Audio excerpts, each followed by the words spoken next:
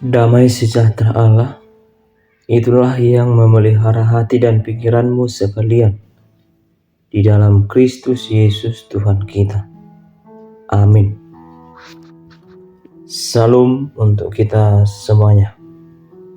Bapak, Ibu, Saudara-saudari, firman Tuhan yang menjadi renungan kita pada minggu pertama setelah Trinitatis terambil dari kitab Markus pasal yang kedua, ayat 23 sampai dengan ayat yang ke-28. Markus pasal 2 ayat 23 sampai dengan ayat yang ke-28. Demikianlah firman Allah. Pada suatu kali, pada hari Sabat, Yesus berjalan di ladang gandum, dan sementara berjalan murid-muridnya memetik bulir gandum. Maka kata orang Farisi kepadanya, "Lihat, mengapa mereka berbuat sesuatu yang tidak diperbolehkan pada hari Sabat?"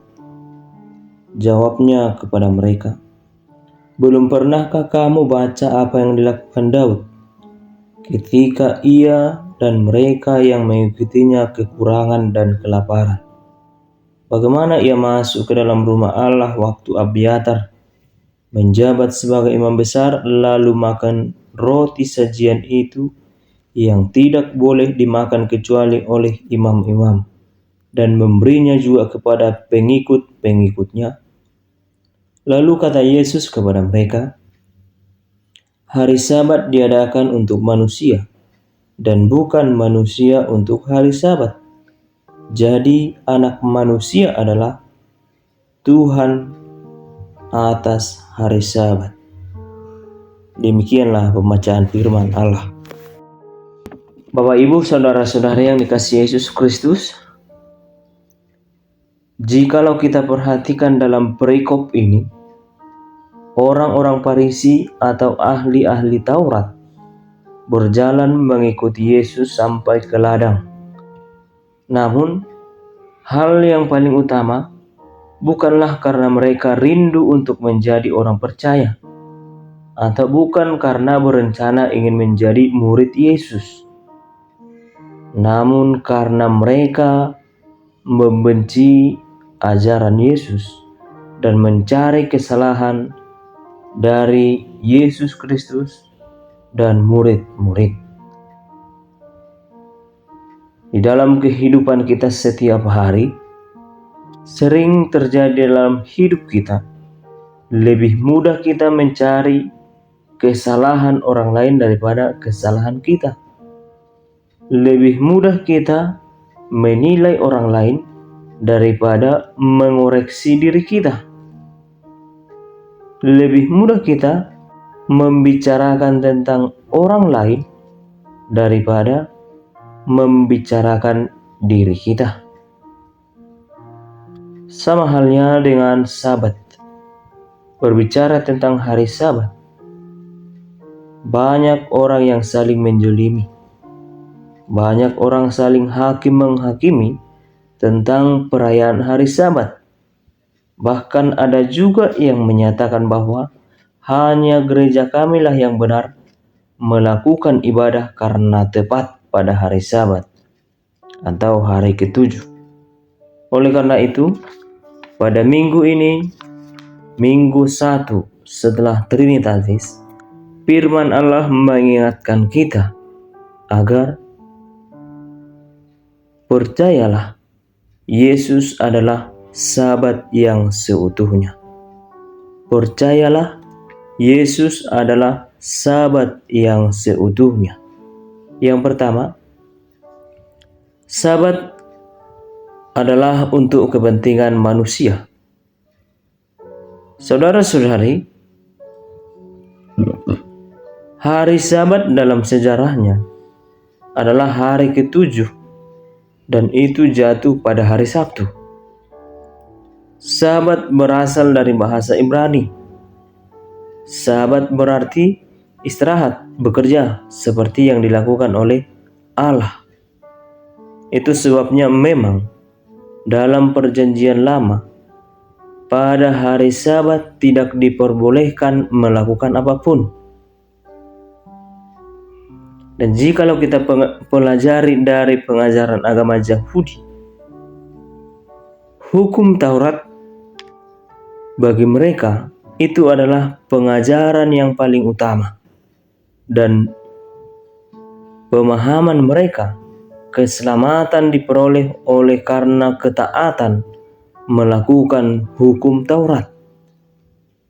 Bagi mereka, hukum Taurat adalah tolak ukur dalam menentukan orang berdosa atau tidak berdosa. Bahkan, hukum Taurat adalah aturan yang harus dilakukan bagi kalangan agama Yahudi tanpa tawar-menawar.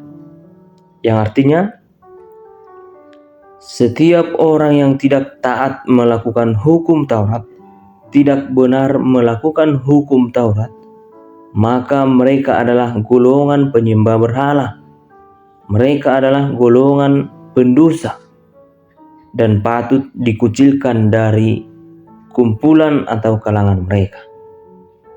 Jadi bagi kalangan ahli Taurat, pada hari Sabat mereka sungguh tidak diperbolehkan melakukan apapun, termasuk memasak, mencuci, dan aktivitas lainnya. Jadi pada biasanya, pada hari Jumat mereka sudah diwajibkan mempersiapkan masakan, mempersiapkan segala kebutuhan sehari dalam Sabat. Dan pada hari Sabat, selama 24 jam mereka tidak diperbolehkan untuk menyalakan kompor, untuk mencuci, untuk memasak, untuk berjalan-jalan atau berkeliaran, dan untuk menggembalakan domba. Itu adalah hal yang sangat dilarang. Saudara-saudari yang dikasihi oleh Yesus Kristus, jikalau kita lihat dalam perikop ini, ketika Yesus bersama-sama dengan murid-murid berjalan melewati ladang, orang-orang Farisi langsung mempertanyakan kepada Yesus, kenapa murid-murid memetik gandum pada hari Sabat? Bagi orang Farisi, memetik gandum pada hari Sabat itu adalah suatu pelanggaran akan hukum Allah. Namun di sini perlu kita tahu, menyatakan yang salah terhadap murid-murid, terhadap Allah, mereka tidak sadar bahwa Allah yang mengaturkan hari Sabat untuk kepentingan kita. Allah menciptakan manusia bukan karena hari Sabat. Dan yang pastinya, Allah mengaturkan hari Sabat bagi manusia adalah suatu bentuk keteraturan, suatu bentuk tatanan agar manusia atau kita mengkuduskan satu hari untuk beristirahat dari pekerjaan kita. Kita menggunakan hari Sabat untuk memberikan waktu kita datang bersekutu kepada Allah. Nah, oleh sebab itu, jikalau kita lihat dalam Perjanjian Baru, kehadiran Yesus Kristus bagi orang-orang Farisi atau ahli-ahli Taurat adalah suatu hal yang tidak mereka inginkan. Orang Farisi adalah orang penentang ajaran Yesus Kristus. Kehadiran Yesus Kristus bagi orang-orang Farisi, mereka membuat itu menjadi masalah bagi mereka. Oleh sebab itu, saudara-saudari yang dikasihi Yesus Kristus, mencari kesalahan di atas Yesus Kristus seperti yang dilakukan oleh ahli-ahli Taurat atau orang-orang Farisi, ini adalah kesalahan yang fatal. Sebab hari Sabat diadakan oleh Allah hanya untuk kepentingan manusia, untuk mengkhususkan satu hari penuh beristirahat dari pekerjaan, untuk berjumpa dengan Allah melalui perayaan ibadah Sabat. Dalam hal ini, perlu kita mengerti yang kita sembah dalam perayaan ibadah adalah Allah Tritunggal. Yesus Kristus adalah Allah Tritunggal, pribadi dari Allah. Jadi Yesus adalah Tuhan atas hari Sabat. Karena itu, sebagai orang percaya, kita harus berhati-hati dalam bertindak. Sebab inilah yang terjadi pada saat ini. Karakter orang-orang Farisi atau ahli-ahli Taurat sering terjadi dalam hidup kita. Sering kita lakukan dalam hidup kita. Sering kita melupakan jati diri kita dalam menilai orang lain. Kita lebih mudah menghakimi orang lain daripada mengenal diri sendiri. Kita lebih mudah melihat kesalahan orang lain daripada kekurangan kita. Kita lebih sering menceritakan tentang keburukan orang lain daripada menyelidiki kesalahan-kesalahan kita. Oleh sebab itu, sebagai orang percaya, sungguh tidak pantas jikalau dalam hidup kita lebih sering menonjolkan diri, lebih sering menceritakan kebaikan kita, bahkan menjolimi orang lain. Namun hendaklah kita sebagai orang percaya menjadi contoh, menjadi teladan bagi sesama kita, sebagaimana pekerjaan Roh Kudus yang berdiam di dalam hati kita. Yang kedua, Sabat adalah hari kemenangan orang percaya. Saudara-saudari, hari peristirahatan dari segala pekerjaan atau hari Sabat, sebagaimana dalam Perjanjian Lama, Allah beristirahat pada hari ke-7 setelah selesai menciptakan bumi dan segala isinya.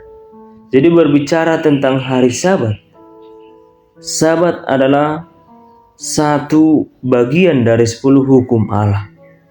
Allah memberikan hukum Taurat kepada manusia setelah manusia berdosa.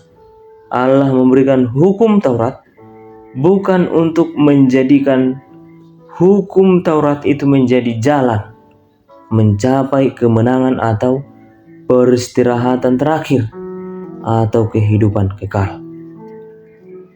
Namun perlu kita tahu, Allah memberikan hukum Taurat agar kita menyadari bahwa tidak ada satu orang pun kita yang benar di hadapan Allah. Semuanya kita telah melanggar hukum Taurat. Semuanya kita telah berdosa di hadapan Allah. Jadi hukum Taurat itu menuntun dan menolong kita, bahkan mengingatkan kita agar kita jangan jatuh kepada dosa yang sama, agar kita jangan mengulangi atau melakukan dosa yang berulang-ulang. Nah, saudara-saudari yang dikasihi oleh Yesus Kristus, dalam ayat yang ke-28 dikatakan, jadi anak manusia adalah juga Tuhan atas hari Sabat. Pasabatarnya, asa guru di anak nijol maido nang hari Sabat. Sesungguhnya dalam pengajaran Lutheran, kemenangan Yesus Kristus mengalahkan kuasa maut atau kematian kekal dan bangkit pada hari Minggu, itu adalah suatu hari kemenangan yang Yesus Kristus tetapkan bagi orang percaya. Hari kemenangan jauh lebih besar dan lebih penting dari hari ke-7 atau hari peristirahatan.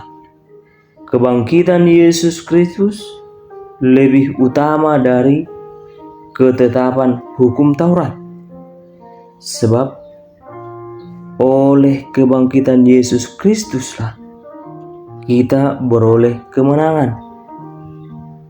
Hal itu sebabnya setiap hari Minggu seluruh kita orang percaya haruslah berkumpul di gereja untuk merayakan hari kemenangan. Setiap kita merayakan hari Minggu, itu berarti kita memperingati kemenangan Yesus Kristus mengalahkan kematian kekal. Saudara-saudari yang dikasihi oleh Yesus Kristus, oleh sebab itu seharusnya karena setiap hari Minggu kita menghadap Allah, maka hendaklah dengan penuh penyesalan akan dosa dan hendaklah penuh dengan pengharapan sukacita bahwa Allah akan mengampuni dosa kita. Sebab itu saya harus katakan, sungguh suatu kesia-siaan kalau kita datang ke gereja dengan penuh berdandan emas, dengan pakaian yang bengah, dengan pakaian yang megah, dengan jas yang rapih, tetapi dalam hati kita tidak ada penyesalan dosa. Artinya saudara-saudari, dalam mengikuti ibadah Minggu juga, pakaian bukanlah hal yang paling utama. Tapi hendaklah ketika kita datang beribadah, penyesalan akan dosa itu yang paling utama dalam hidup kita. Oleh sebab itu, sebagai orang percaya, marilah kita jangan mencari kepentingan pribadi atas hak orang lain. Mari kita jangan menjatuhkan orang lain demi kepentingan kita. Mari kita jangan menganggap diri kita lebih benar daripada orang lain. Namun hendaklah kita benar-benar hidup di dalam pengharapan akan kemenangan kita. Kita percaya bahwa Yesus Kristus adalah Allah Tritunggal. Yesus adalah Tuhan atas hari Sabat, dan ini adalah pengharapan yang benar. Setiap orang yang berpengharapan yang benar, yang hidup di dalam iman yang benar, sudah pasti peristirahatan terakhir akan nyata kita peroleh jika kita benar-benar hidup di dalam aturan dan tatanan yang telah Allah tetapkan. Kiranya kasih setia Allah Bapa, Anak, dan Roh Kudus memelihara dan menyertai kita. Amin.